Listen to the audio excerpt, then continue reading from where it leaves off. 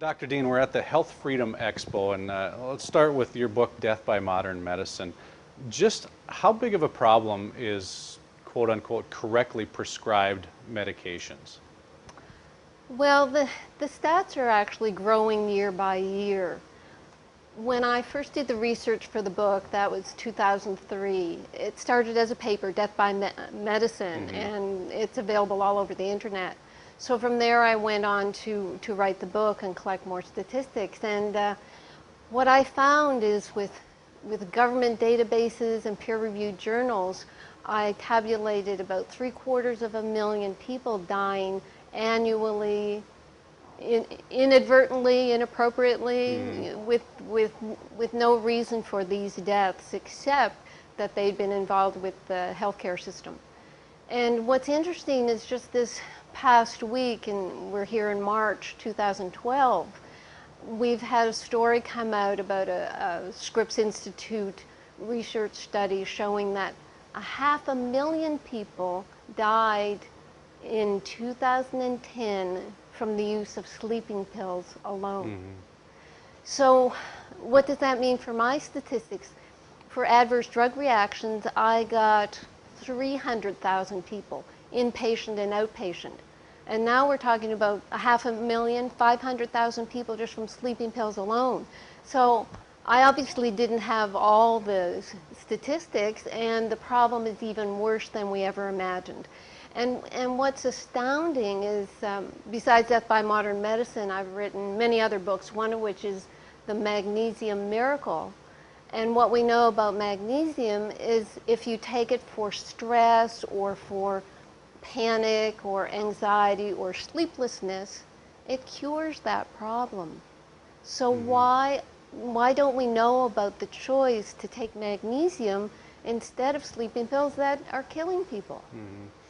And another question on top of that is, why don't people get upset when those numbers come out, when those huge numbers of hundreds of thousands of people, when we have people dying in wars at numbers that aren't even close to that, and that gets people enraged? I really don't know. I think people are afraid of the medical system. They're afraid to challenge their doctors because, well, you know, I've heard it over and over again from my clients. I just do telephone consulting now, and they'll tell me, well, I'm afraid to tell my doctor I'm talking to you. I'm afraid to tell them I'm taking supplements. And the reason? Because they don't want to be either kicked out of the practice, which happens, or mistreated even more. Because, you know, once you tell your health professional, well, I don't trust you, I mean, you've lost it.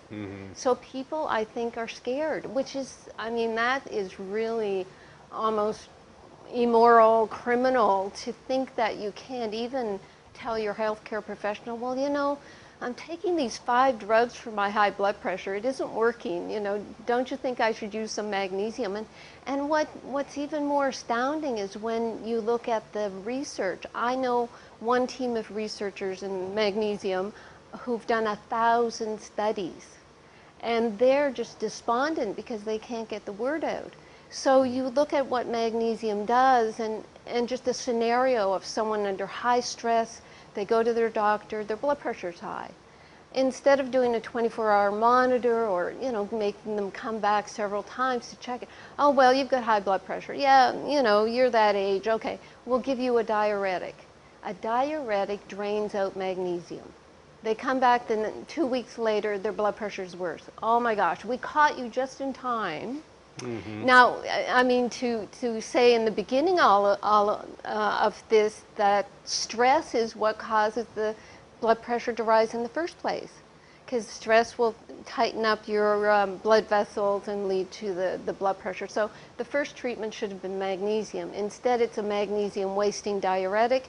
Then you're put on an ACE inhibitor or, you know, some other regimen of high blood pressure pills, and lo and behold, 3 months later, when you come back for the blood test to make sure the drugs aren't damaging your liver or kidneys, oh my goodness, all of a sudden you've got high cholesterol. Oh, and you've got high blood sugar. We caught those just in time. They've created those diseases, and then you end up on 5 prescriptions. And that's the way the system works. prescriptions that you don't ever get off of either. Yes. Right. When I was in medical school in the mid-70s, we were told, yes, the drugs are helpful, you know, short-term intervention with drugs until the body can take care of itself. I mean, even that's only, what, 35 years ago. They kind of understood, and we never assumed people would take lifelong drugs, but that's the marketing system at play right now.